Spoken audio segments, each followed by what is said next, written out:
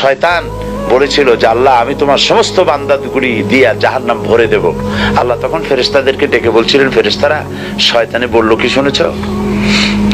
তোমরা যাও পৃথিবীতে, আমার বান্দারা শয়তানের ওয়াসওয়াসায় পড়ে যদি একটা গুনার নিয়ত করে, গুনাহটা করে নাই, গুনার নিয়ত করেছে, আমলনামায় একটা গুনাহ লিখে দিও।